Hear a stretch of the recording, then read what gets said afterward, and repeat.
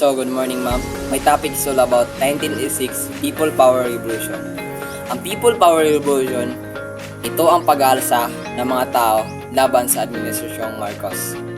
Then, before yan nangyari, meron muna naganap na snap election. Si Ferdinand Marcos Sr. pa lang ang kauna-unahang presidente na nakagawa ng snap election. Ang snap election na ito ay bigla na lang ideklara. Then, ang snap election ay pinaglalabanan ni Ferdinand Marcos Sr. at Cory Aquino. And in February 22, 1986, ideklara ni Ferdinand Marcos Sr. na siya ang nanalo during snap election. Ngunit, ito pala ang simula ng pag-aalsa ng mga tao laban sa government. Then, inanunsyo naman ni Juan Ponce-Enrile at Fidel V. Ramos ang pagtiwalag nila sa Administrasyong Marcos. At sinuportahan naman ito ni Jaime Cardinal, Archbishop ng Manila. Sabi niya, suportahan ang mga taong nag-aalsa laban sa Administrasyong Marcos.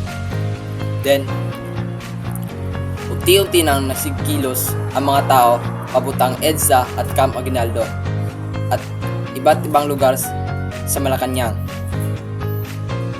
At doon na nagsimula ang EDSA People Power Revolution. Then, inutusan ni Ferdinand Marcos Sr. ang kanyang mga tao na harangin ang mga tao nag-aalsa laban sa kanya. Ngunit hindi nila ito mapigilan dahil sa sobrang dami ng tao. Ito pala ang kauna-unahang EDSA People Power Revolution na naganap sa istorya natin. Si Ferdinand Marcos Sr. lang ang kauna-unahang presidente na nagawa ng martial law. Then, in February 25, 1986, unti-unti na nilisan ni Ferdinand Marcos Sr. ang Malacanang at sumakay siya ng helicopter ng Amerika. Then, doon na natapos ang diktadurang Marcos.